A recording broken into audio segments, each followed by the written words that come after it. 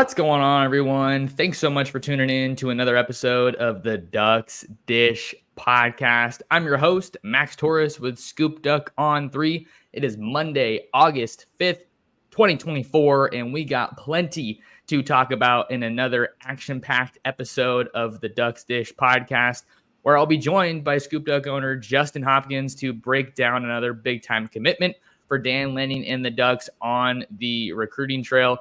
Justin, it has been over 2 weeks since we were last on this pod as I was on my camping trip. Tough timing, of course, but got it in before the season. How are you doing? Great to see you. Good. Yeah. I mean, obviously you're able to take your trip. I did some fishing and some other things along the way. Obviously, not for the whole 2 weeks, but had some fun myself. And yeah, we're able to get back on here. I think some folks have missed us a little bit. I know they really enjoy these. So, here we are. Fall camp has broke, and we are inching closer to the season. The season feels like it's practically here, whether it's high school, college, NFL has training camp going on right now. So this is pretty much the best time of the year, you could say, aside from the heat in certain parts of the country. But we're super stoked to have you guys along for another episode of the pod. We're live on the Scoop Duck on 3 YouTube channel. So let us know how you're feeling about this new commitment in the live chat and throw us some questions. We'll try to get to them on the back half of the show, or maybe we'll sprinkle them in throughout as we go here. Got a little bit of a special thing to do going off script. I got a little bit of mail upon my return from my trip from some of my friends over at Microsoft. Got a little gift that I wanted to open on the podcast. So it's a pretty decent sized box, and I have it off screen here. So I'm going to open it, and then we'll get into the rest of the podcast for us here today. I've never done one of these before, so maybe it's not the smoothest thing, but I will try to be quick.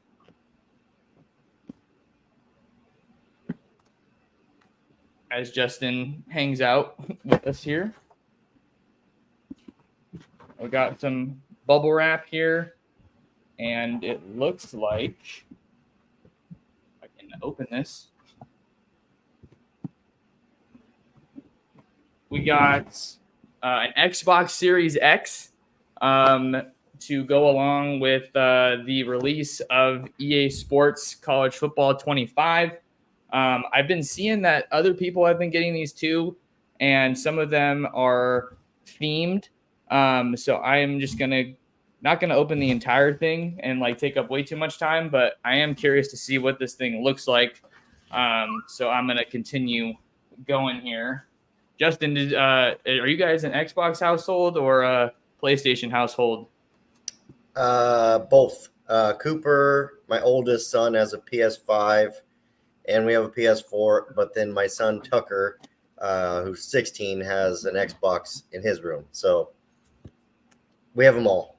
Okay. Are you much of a gamer yourself? Not a bunch. I'll pop on and play Fortnite here and there just to kill a few minutes. And I did try out the new, college football game a couple times and realized that I haven't played in so long that I'm terrible at it.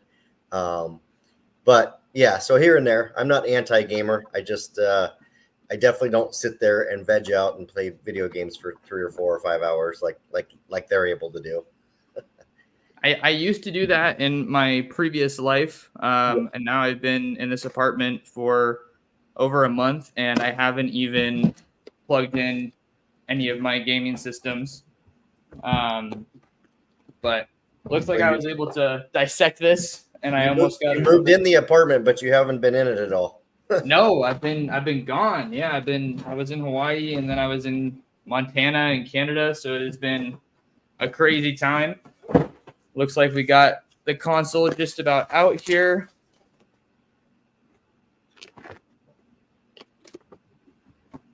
And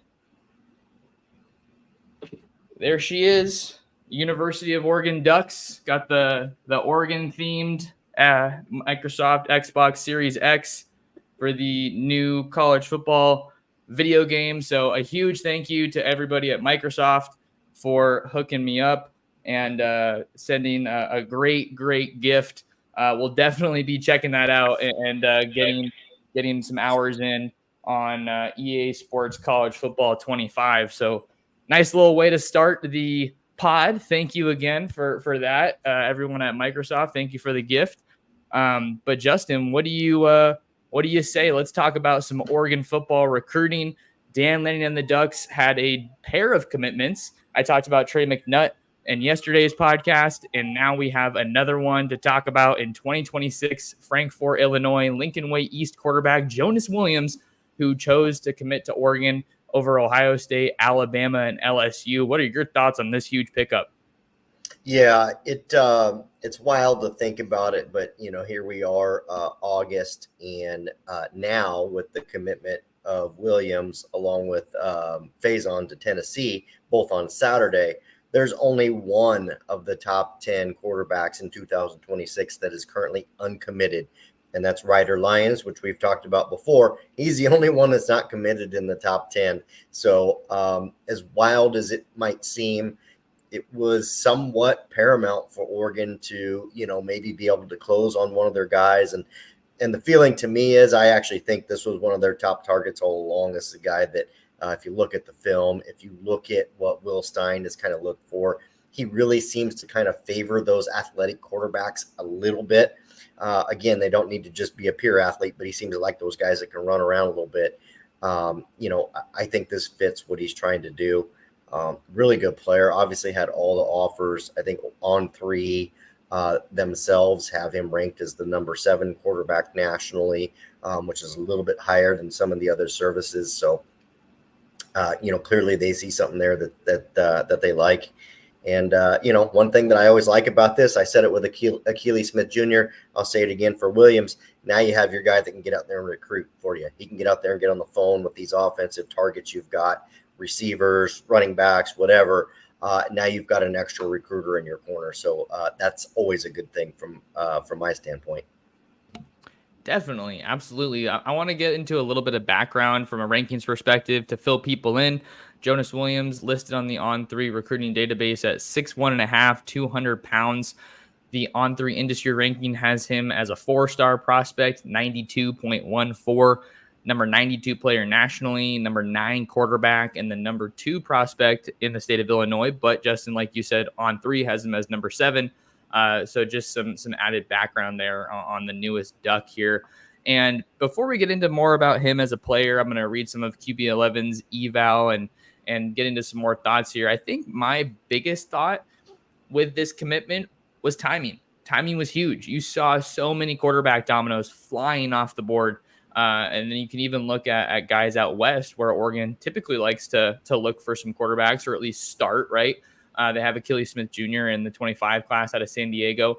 Jaden O'Neal was a top passer that has since committed to Oklahoma from Narbonne and Harbor City, California.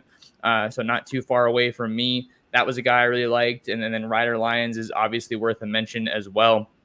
But I think it's more important than ever in today's era of recruiting to have your quarterback in the fold, like you talked about, because he so often becomes the face of your class and the guy that you kind of build around.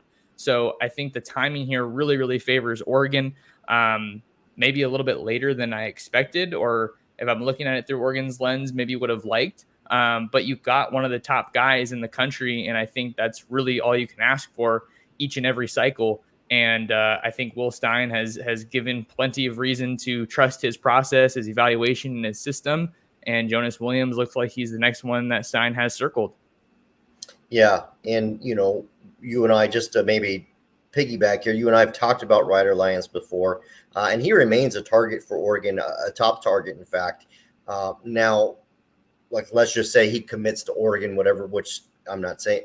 But if he committed to Oregon, he would show up on the 2026 list. But in fact, he's going to take his mission out of high school. So he wouldn't be a true 2026 quarterback. You're looking at him more as a 2027 or 2028. So there is potential for Oregon to sign 2 quarterbacks in the 26 class.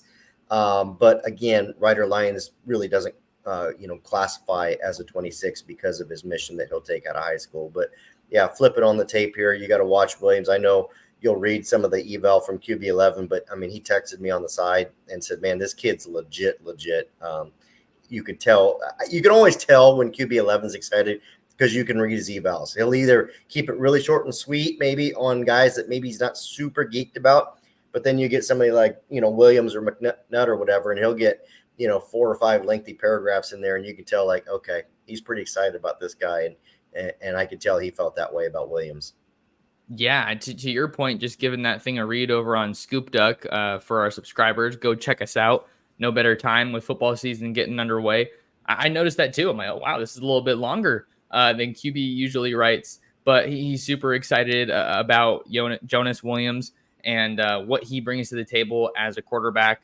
I'll read that in a second here. I still don't have my monitor set up, but I plan to have that set up later on this week. So still working on getting situated, as you guys can tell. Sorry, the background's kind of boring, but I'm looking full screen at Jonas Williams highlights right now, so I'm not able to read the eval just yet. So I'll get to that. Don't worry. Another really cool point, Justin, I think that you got to mention here is that the Ducks got 2 top prospects from the state of Ohio, and they did it with Ohio State as a finalist for both.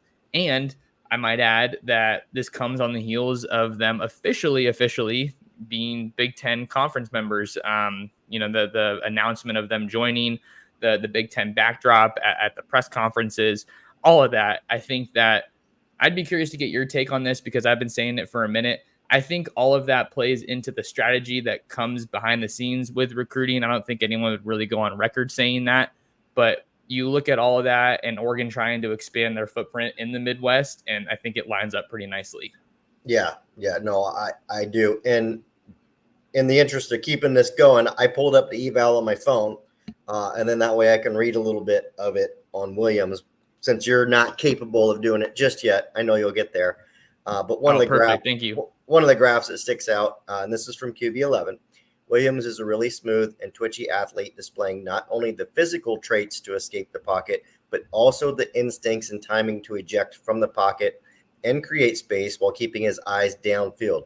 And his speed will allow Williams to factor into the run game situationally, and additional frame development will also assist in making him more durable, obviously meaning getting bigger and being able to take more hits. Williams isn't going to show up to the stage track meet and run 10.5 like Luke Moga, but he does have enough juice to create explosives, both in design run and improvising. So, yeah, and the one thing that here's one thing that I did like. He said, on the field, I really like Williams. He has advanced feel and shows to be an aggressive thrower into the seams as a sophomore. He says this is not common for young quarterbacks who like to see things before they throw them. Instead, he's leading into it is what he's saying. And basically goes on to say Williams can drive the throws, great anticipation, and has a lot of like kind of moxie, if you will. It says he's kind of love that word. Thrower. Yeah, moxie's a good word. So anyways, that's some of what he said on Williams. Like I said, there's 5 or 6 really good graphs there from QB11 on him, which tells me that he's really excited about this guy. So and I think, like you said, this being the face of your recruiting class, here you are in early August, becomes a really good thing for Dan Lanning and his staff. Yeah, I had a highlight that I rewound a couple times. I'm not sure if you saw if you were reading, but I feel like it really illustrated one of QB's points about him being able to explode out of the pocket and continue to keep his eyes downfield. I think it's not too far from here if I can remember. I hope I can find it. All right, I don't want to take too much time on that, but this guy can flat out play. I mean, he's a national recruit for a reason, and you saw all those other schools that were on his radar as he makes a nice little run here for a nice gain. And I want to go back to talk a little bit more about Ryder Lions, J-Hop, because I think that he is someone that's obviously worth a significant mention where we're at right now in the recruiting calendar and the recruiting process. There was a video that was posted by his trainer the other day. He was wearing Oregon cleats, throwing an Oregon football, but had on those USC shorts. Could mean something, could mean absolutely nothing. But, I mean, Oregon and USC do seem like they've been the 2 teams that have kind of separated themselves in this recruitment. But I know that some SEC schools are on Ryder's radar as well. He's got every offer in the country, more or less. He's been, I think, my favorite quarterback that I've seen personally in person in the 2026 cycle. Jaden O'Neal is right there, but I think that Ryder is just super fun to watch. He's uber creative, has tons of arm talent, and to your point there earlier about the mission trip, I think that's why you're going to see Oregon continue to recruit Ryder Lions. We all know, maybe some people don't, his older brother, Walker Lyons, is a tight end that also went to Folsom, that is coming back from his mission trip and signed with USC coming out of high school. So family connections help a lot. We've seen that plenty of times with Oregon and what they're doing.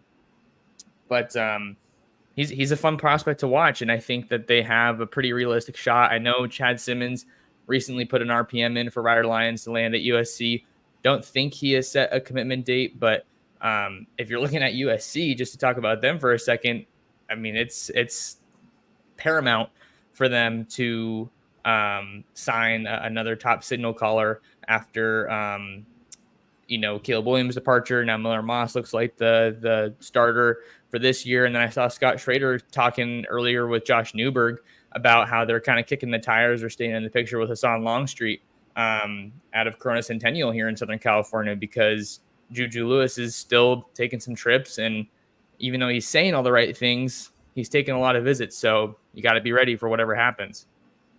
Yeah, I mean, actions speak louder than words, right? I mean, I know he's saying all the right things, but he's taking those visits. And we're talking about Julian Lewis, and USC wouldn't be kicking the tires on Houston Longstreet if they didn't have some level of concern. So, I mean, credit to Riley for being prepared, because that's what you need to do.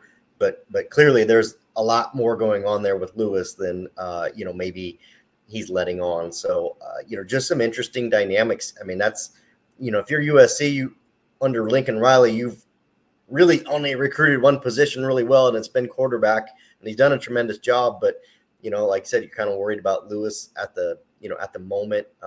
Houston Longstreet's a great, fallback or whatever you want to call it. That's a really good looking prospect too. I would probably maybe agree with Chad Simmons and say that USC has a slight edge. I don't have a pick in for him. I think if he was picking tomorrow, it might be USC. But, I think Oregon's right there. And we know Dan Lanning can push with the best of them in that late, 24, 48 hour window. Lions is a West Coast guy, so at least you're not battling distance there. You know what I mean? At least it's not a kid from Tennessee or Florida or something like that. So, that's good. And I do think Lions probably ends up making a commitment in the next few weeks. Possibly August, maybe early September. Just strikes me as a guy that might be ready to make his decision. So we'll kind of see how that plays out. Oregon's 2026 class, just in terms of ranking, would obviously get a massive boost when you put Ryder Lions on the list along with Jonas Williams. So their class would be heavily inflated with those two quarterbacks. And then you start to look at all the guys they had on campus for Saturday Night Live. I recall, I think On3 updated the industry rankings because 24/7 updated theirs. And of the top 10 players in 2026, I want to say 4 or 5 of them were in Eugene for SNL. And I'm just talking top 10 players nationally, any position. That's pretty friggin' incredible if you think about it. It is. It was a star-studded group out there in Eugene for Saturday Night Live. And I got a comment up here on the screen. It looks like Oregon running back commit Tredarian Ball with the comment here, Sco Ducks. The Texas running back out of the Texarkana area, he committed to Oregon while I was on vacation. So he is one of 3 commits in Oregon's 2026 class. And maybe that's a nice little segue here, Justin, as we kind of zoom out a little bit and go big picture here with recruiting. Oregon only has 3 commitments. We got Tredarian Ball, Jonas Williams, and of course, Tony Cumberland, who recently transferred to Willamette out in Eugene. But Oregon's class is ranked number 1 in the country, at least according to On3. It's incredibly, incredibly early. But again, you're seeing a quality over quantity, or at least a very top quality approach from Dan Lanning with some big time prospects in the mix here early. And again, can't overemphasize how important it is and how great it is for Oregon to already have that QB in the fold. Yeah, and I think, I don't think there's any need to dig too deep into this episode, but if you take a really early look at that 2026 class out west, there's some really good football players. There's really good players along the line of scrimmage, which, as we know, in 2025 isn't necessarily the case out west. But, you start looking at Tom and FJ Ciali and some of these guys that Oregon's in the game for. Obviously, they've got Tony Cumberland committed. James Tank Carrington was on campus and basically told me Oregon is the school to beat right now at this point in his recruitment. So I feel really good that, I know Oregon can recruit nationally. They've shown that this year. They'll continue to do it every year. But I think if you had Dan Lanning on the show and he was being totally candid and you'd say, hey, Dan, I know you like to recruit the state of Texas. I know you like recruiting these other areas. I'm certain that he'd say it's a lot easier for them and just maybe a lot more efficient when they're able to kind of bring in a good portion of the class from like maybe Texas west, and if you're looking at California, has some good players, Washington, the state of Washington, the state of Arizona, that really needs to be Oregon's home base, if you will. I think you got to get at least half your class from there. I don't know if they'll be able to do that in 25 just because there's just not that much out here this year. But 2026 looks like there's some really good player. RJ Sermon's another one. I mean, gosh, the list goes on and on. And these are elite dudes. Like, these are all top 100, top 50 dudes. These aren't just like, okay, we'll take him because he's in California. It's like, no, we'll take him because he's really good and he just happens to be in California. So I like how 26 sets up for Oregon. And, of course, as we started this show, getting your quarterback with Jonas Williams early on will certainly help their efforts with all those other guys. We are up and running on a Monday morning here on the Ducks Dish podcast. I'm your host, Max Torres. That's Justin Hopkins. Wanted to give a quick shout out before we got any further to my guy, Ruben, over at Ranchito Grill in Springfield. And Ruben just so happens to be tuned in, so extra shout out there. Not sure what your dinner plans are, but head on over to Ranchito Grill at 1537 Mohawk Boulevard. You got to try their homemade tortillas, and they got great food, great environment, and they will take care of you. Say what's up to Ruben and let him know that Max Torres sent you. So earlier on in the show, we just finished talking about Oregon quarterback commit Jonas Williams, but Justin, there was another big addition on Saturday as the Ducks went back into the state of Ohio. Maybe broke into the state of Ohio could be a better way to put it, as Cleveland, Ohio, Shaker Heights, 5-star safety Trey McIntyre announced his commitment to Oregon. Talked about it on the last episode of the pod, but wasn't able to sit down with yourself. So I wanted to get some of your thoughts on the latest edition in 2025.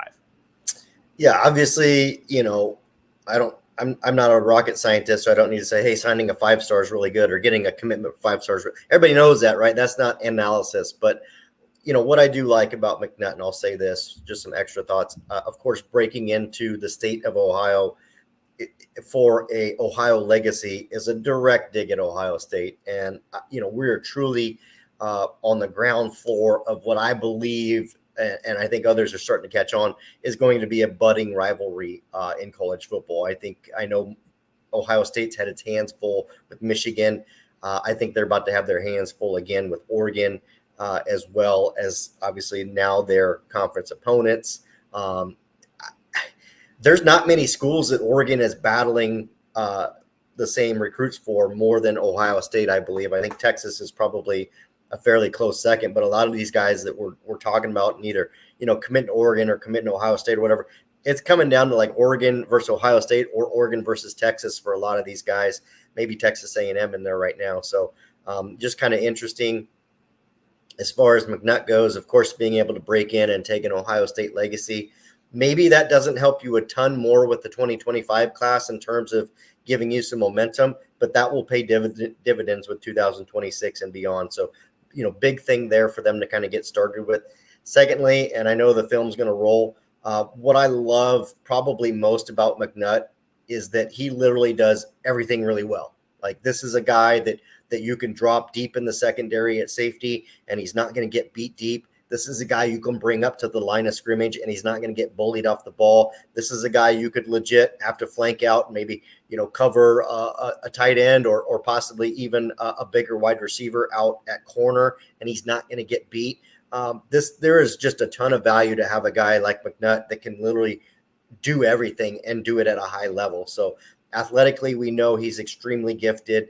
Again, another great eval from QB11 here. One of those ones that was 4, 5, 6 graphs long that you could just tell, like, yeah, he's pretty excited about Trey McNutt, and you don't blame him. So those are the two big takeaways from me. I mean, this is a guy here to me that, Aaron Flowers is going to be a really good one. This guy might be the closest thing that we kind of see to Javon Holland for Oregon, which I know fans have been kind of pining for. Now, they're a little different player, but I just mean in terms of like being a difference maker in the secondary like that. That's what I'm talking about. They might play a little differently, but you're still looking for that difference maker in the secondary at the safety position. So, this is a guy that could easily play nickel. He could play your deep safety if you need. He can come up in the box. Just so many things he does really well. And just obviously, I mean, he's a 5-star, so we know that it's a big get, but those are some of the reasons why I think he's a big get. I think I saw on Twitter the other day, Ducks are now up to 3 5-stars in the 2025 class, which I believe is the most, tied for the most that they've signed in one cycle. But I mean, I guess I shouldn't say that, knock on wood here, right? Because you got to see what happens between now and December. But tied for the most 5-stars in program history in one cycle, it looks like. And Trey McNutt's versatility is definitely an easy part to see in his game, a guy that does everything. And I like that point you talked about as far as just getting more big safeties and trying to get back on track to get to that Javon Holland level, right? That's been one of my big points throughout the whole cycle, is that the Ducks needed to get one of the top 3 safety targets that they had. Fahim Delaney was one of them, but he's at Ohio State now. Coincidentally, you just talked about Ohio State. And then you have Trey McNutt in the fold now. And then Jonah Williams is set to come off the board, the number 1 safety in the country, according to On3, on August 24th. And wouldn't you know, Texas is another contender there, as well as the LSU Tigers. So plenty to keep an eye on. And I think that the last thing I wanted to say with McNutt, Justin, is that I think I could get your take on this too. Like, I feel like at least it looks like Oregon has maybe gotten a little bit reliant on the portal to find their starting safeties in the past couple of years, right? You look at the Williams brothers, Evan and Bennett, and then Tyshim Johnson. They all come in from the transfer portal. And, I guess Bennett was from the JUCO ranks, rather. But you get Aaron Flowers in the 24 class, and then you could also put Peyton Woodyard in there because he came over from Alabama, but he was a 2024 recruit. And now you get Trey McNutt, and man, the arrow is pointing up in a massive way at safety for Chris Hampton. Yeah, I mean, if you're counting the 3 positions, obviously 2 safeties and a nickel, we'll just say that there are 3 positions. You got to like the way it's filled in now. Of course, we know that the Kobe Savage and those guys that transferred in from the portal are going to be starters, key contributors this year, whatever the case might be. But you start developing a guy like Aaron Flowers, you bring in a guy like Trey McNutt. You do bring in. It's really hard to kind of like call Peyton Woodyard a transfer. He is technically a transfer, but he was literally at Alabama for about 3 months, and that was it. And then he came to Oregon. So to me, he's a true freshman. He's a guy that basically I'm saying is a part of the 2024 class because that's the way you're developing him. So, you look at Flowers and you look at Woodyard, you bring in a McNutt, maybe you're able to get a Jonah Williams or one of these other guys, maybe circle back on Fahim Delaney, whatever the case might be. All of a sudden you're looking at, 4 either at least high 4-star or 5-star caliber guys, playing those positions for you. And you've totally elevated and flipped that room. And we've seen Junior Adams do that because he obviously showed up to Oregon and just started recruiting the hell out of wide receiver. And now it might be one of the best and deepest positions on the roster at Oregon.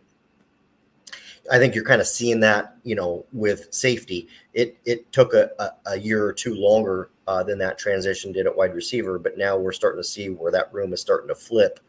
And that's what you want. You want to be able to be Dan Lanning and basically say, hey, look, we don't need to go get 5 safeties in this class because we're absolutely, bare thin, no depth, no talent. You just really want to be able to hone in on 2 or 3 guys every year and just kind of keep that room solid and stacked and, have, 4, 5, 6 guys back there that you trust that you can just rotate through. And that's, I think, kind of what we're starting to see. We're not going to see them signing 5 safeties in this class. They're going to ultimately try and sign 2 or 3 and just kind of put those guys in behind Woodyard and Flowers and some of the others, Kingston, Lopa, some of the others that they've been able to bring in. And Kingston Lopa is a great mention. I think I've heard a lot of really good things about him since he got in. Just his athleticism is just off the charts. Whether it's dunking a basketball or doing freaky things on the football field. Great stuff there, Justin. Let's get into some of these comments and questions. What do you say? And we'll kind of ride off into the sunset after we get to some of those. I know a big question has been class size, so let's get to this one from our guy Christopher Berthauer. Sorry if I'm not saying that right, but appreciate the question. Please estimate the total recruits the Ducks are taking this cycle. Any under-the-radar recruits we should be aware of? So just to start this answer, Oregon has 15 verbal commitments as we record this on August 5th.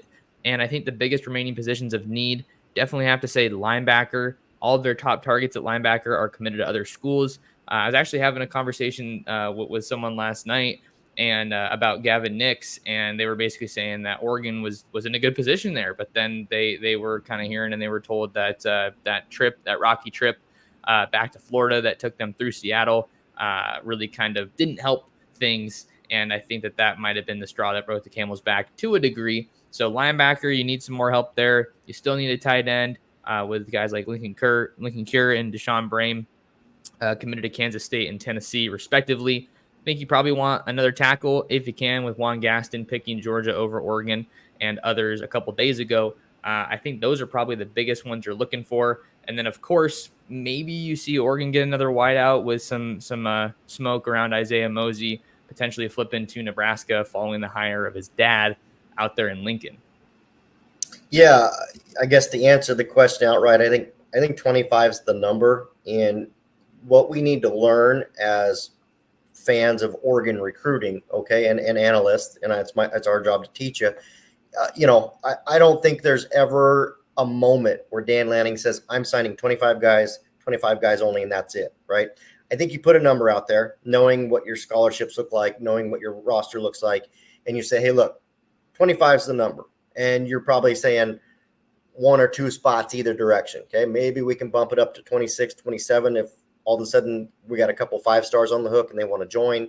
Maybe it's down around 23 because a couple guys maybe fall off and you just don't see. Because here's the thing. They're only recruiting guys they think that can help them. They're not going to go pull in dead weight and say, oh, well, hopefully this guy helps us in 3 or 4 years. They're not doing that. So they'll just get somebody from the transfer portal before they do that. So I guess that's my lesson of the day. I think 25 is the number. They're at 17 now. So I think you're looking at Oregon probably potentially signing 6 to 8, 6 to 9 more guys. And you laid out a lot of the positions. I mean, we got to look at tight end. We got to look at linebacker. Probably not done it in the secondary as well. And you're not done at offensive line. So, it could be 2 at each one of those. If it doesn't work out right, maybe it's 1 at offensive tackle and you jump in the portal for a guy next year, maybe a multi-year guy with multi-years available. That's just kind of how I see it. So to me, 8's my number. I think you look at 25, could be 23, could be 27. That's how we look at it. All right. Simple enough. Right on. Thanks for the question, Christopher. Question here from Wink. Is the issue with tight end recruiting more of a success of Adams/wide receiver room or Drew Maringer?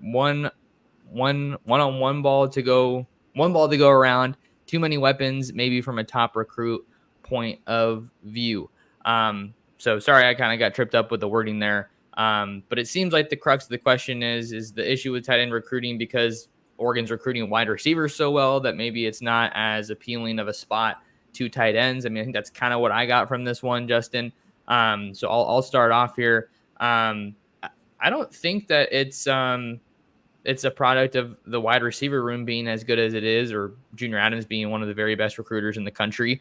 I just think it's you're going after some really top guys. And if you look at the tight end position specifically, just look in the NFL, there are like a handful of truly elite tight ends, and they are hot commodities. And I think the same thing kind of applies to a certain degree with recruiting. Maybe there's a little bit more wiggle room because, guys play multiple positions. They go both ways sometimes. But Oregon had a pretty small board of like top guys, right? You got Lincoln Cure, he's committed to Kansas State. You just lost Hassan Brame to Tennessee. Caleb Edwards is committed to Alabama, but maybe you can flip him down the line because he's a NorCal guy. So maybe you got distance on your side there. I might be missing a name or two, but I think Oregon's just going after really, really top guys. And Tennessee, to their credit, they're one of the hottest teams in the country. So you're going to run into top competition. And I think that the decommitment of Hassan Brame was definitely a big sting for Drew Maringer, because I think he was kind of going to be that top guy that he could really hang his hat on the recruiting trail from a big name recruit. But Kenyon Steek's getting all the hype in the world, so maybe he's not losing too much sleep over it. Yeah, I guess there's a few things here. First of all, outside of Caleb Edwards in this current 2025 class, there's not any other tight ends out west that are hitting the register, right? They're not on the radar. I know Tiandre Waverly's up in Washington. Oregon could have had him at any point, and obviously felt like they were going to maybe look at other higher ranked targets on their board. So I don't think there's a lack of ability there, but what I do see with this 2025 tight end class, it is incredibly top heavy and incredibly shallow. And what I mean by that, you got 4 or 5, maybe 6 guys that everybody's competing for. And, Lincoln Cure is a really good player. Hassan Brame's a great player. Caleb Edwards. After that, it is a huge drop off. And, like I said, Oregon's not going to they're not going to go take DeAndre Waverly just so they have a tight end filling the room. They're not going to do it. So, they'll play the transfer portal or do something else that they feel benefits the team. So no great answer there. I mean, I know Kenyon Sadiq's on the roster here for a couple of years now, or year or two anyways. Wasn't a great tight end class last year either, not in terms of talent out west and not in terms of being a deep. So I don't know. I don't know what to put my finger on. I think Drew Maringer does a really good job. I think Lincoln Cure was always going to be a really tough pull. Said from day one it was Oregon versus Kansas State. He went to Kansas State only because it's in the state of Kansas where he lives, right? So clearly if distance is an issue, that was going to be an uphill battle. Hassan Brame, I'll be frank, I don't think we've heard the last of him yet as far as that saga might go. So we'll see. There's no need to press here in August, but that one does sting a little bit. It's, it was great to have him committed, but it was obviously only for 3, maybe 4 weeks, whatever it was. So you just kind of let it go. And, at the end of the day, maybe they circle back on Caleb Edwards. I wouldn't be surprised to see him on campus at some point this fall, at least for a visit. And I don't know. Well, this is a good question. This is a great question, Wink. And I would be really glad to kind of maybe answer this question like in December or January after we see what Drew Maringer is able to do with moving forward. All right. Good question there. Going to have to kind of put that one in our back pocket and hang on to it as things kind of unfold here in the remainder of the 2025 cycle. Let's kind of piggyback off of that here with a question from my guy, Micah Time, who says, besides Michael Terry, any other tight end targets for 2025, or do we pivot to 2026? I said this after Trey McNutt committed that might not be the last 5-star that the Ducks land here in the 2025 class. And sure enough, Michael Terry, the number 1 athlete in the country out of San Antonio, Texas, Alamo Heights, has Oregon among his top group, along with Texas and Nebraska. Don't believe he has set a decision date just yet, Justin, but I guess you could work him as a tight end if you wanted to, but it seems like Oregon was primarily recruiting him as a running back when I met him and talked to him back in May at On3 Elite. But I think this is a guy you just want to get into your offense, and if he can maybe fit into tight end in some packages. I just don't see him getting heavy enough to be a tight end. So I think we've kind of hit on most of those top tight end names to watch. Yeah, I don't think, to answer your question, it's a good question. I don't think there's a major pivot here. I don't think there's okay, well, all those guys are gone. Let's go, after player X. I think you stay the course with Michael Terry becomes a little bit more important. I don't care what position he says he wants to play. I don't care what position he's told he's going to get to play, whatever, running back, wide receiver, tight end, whatever. He's an athlete. He's going to come into your school. and you're going to see how his body grows. You're going to see how he responds to a good nutrition and strength and conditioning program, and then you're going to go from there. And so I do think he's probably going to end up a tight end somewhere down the line. I don't think you pivot. I think you just stay probably on Deshaun Brame. I think you stay on Lincoln Kier. I think you stay on Caleb Edwards. And quite frankly, if you get Michael Terry and you can get any one of those other three possibly, we're all having a completely different conversation. And it's a realistic thing. I'm not saying that they're going to get – I'm not saying that's the way it's going to play out, but it's possible. And again, let's say Michael Terry's on the commit list and Caleb Edwards is on the commit list in December.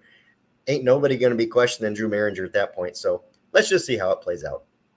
Yeah, there's still tons of time to go, as weird as it sounds, even though Oregon has a good number of commits already here. But great question from Micah Time.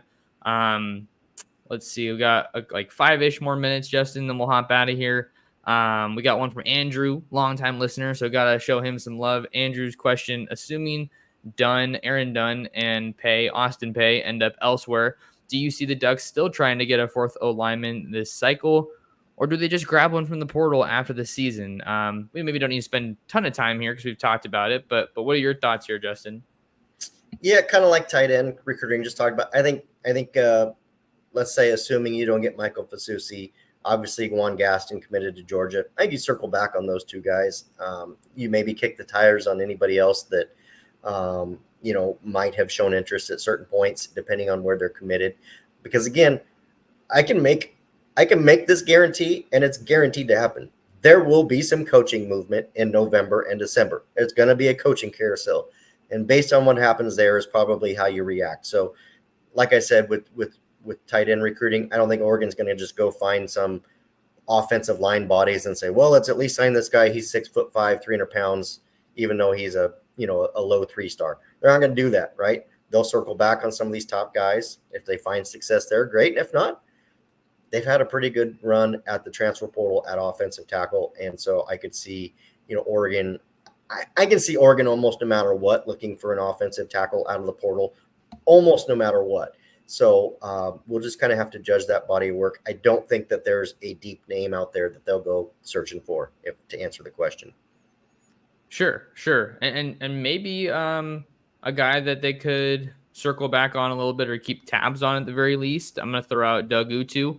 He's currently committed to Tennessee, but we know that he's at Bishop Gorman, one of the top powerhouses out west in Las Vegas. And the Ducks have a commitment from one of his teammates in Alai Kalaniuvalu. Had to get myself ready to say that one. Hopefully it wasn't too bad. But I agree. Yeah, it doesn't seem like Dunn or Pay are kind of trending towards Oregon. I know that Dunn is supposed to announce pretty soon here, but yeah, and then I don't really think that Oregon's in the driver's seat for Fasusi. I feel like he's probably going to end up at Texas. And if he comes to Oregon, this is a guy who pushed back his official visit. Remember, didn't make it out. I think it's more than likely going to be as a Texas commit at this point in time, but we'll have to see what happens there. Let's see. We have 2 more that I wanted to get to. One of them was about Autzen. So I want to put Charles's question up here. And just a reminder, you guys, if you want to get your question to the top of the list, you can always super chat and we will prioritize those questions. But Charles here, I know with the season a few weeks away, it's probably not really thought of, but any new intel on Autzen upgrades / expansion? I personally haven't heard too much, but Oregon's just getting more and more popular. We're going to see more Big Ten fan bases traveling across the country to come see these games. So I think that I wouldn't be surprised if Oregon's cooking up something. I think they have the Big Ten logo on there. I would think. I haven't been out to Autzen in a while, but that would be just a little change that you would expect to have at some point this season. But I haven't heard anything too crazy.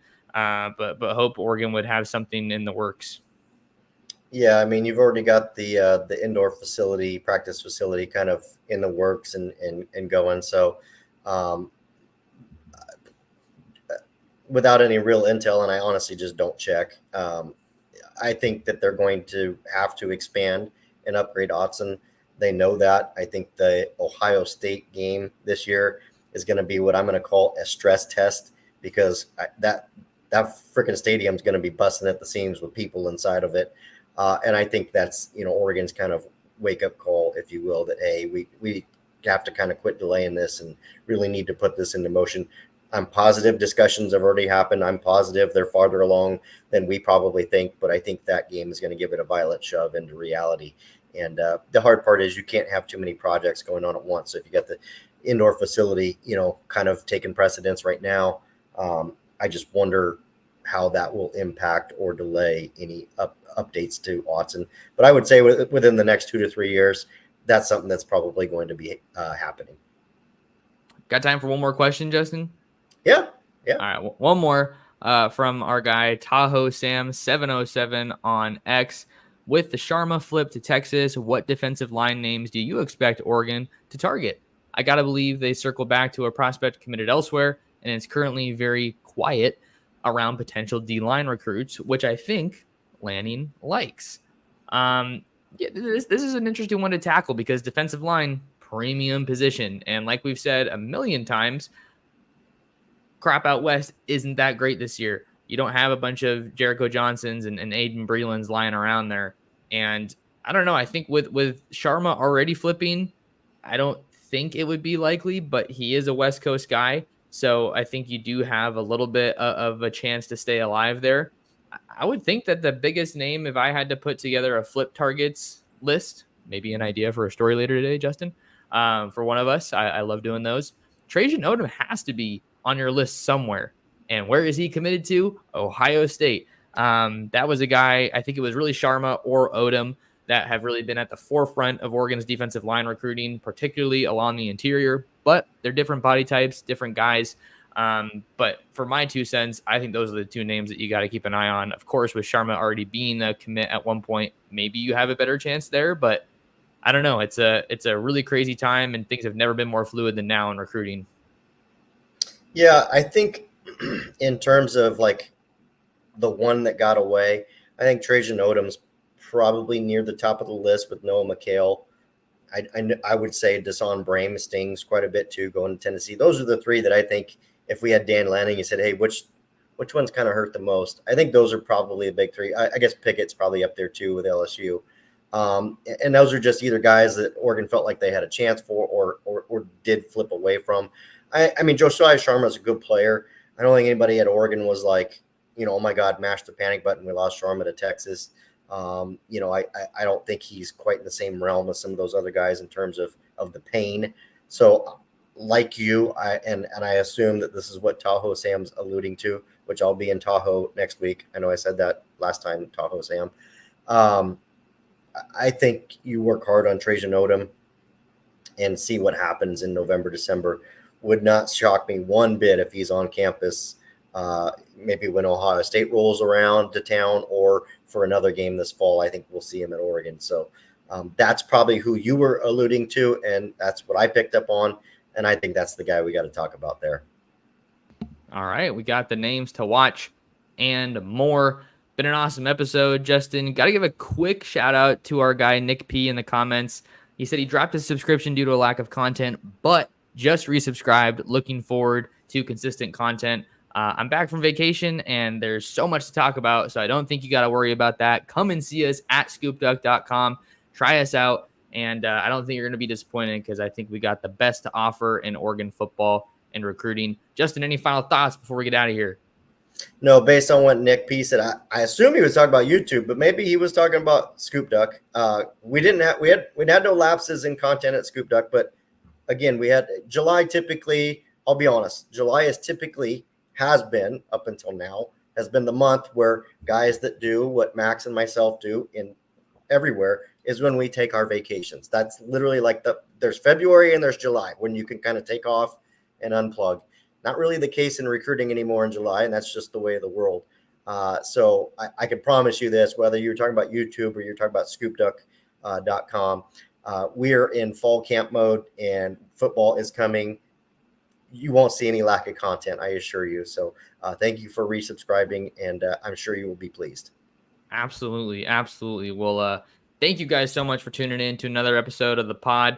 Make sure to tap in with Justin over at jhopkinssd on Twitter/X. You can follow me on all social media platforms at mtorresports. Subscribe to the Scoop Doug on 3 YouTube channel. Maybe take it a step further. Hit that notification bell so you don't miss out on all of our awesome content. And share the show. Share the Ducks Dish podcast with your friends, with your family, and with other Duck fans.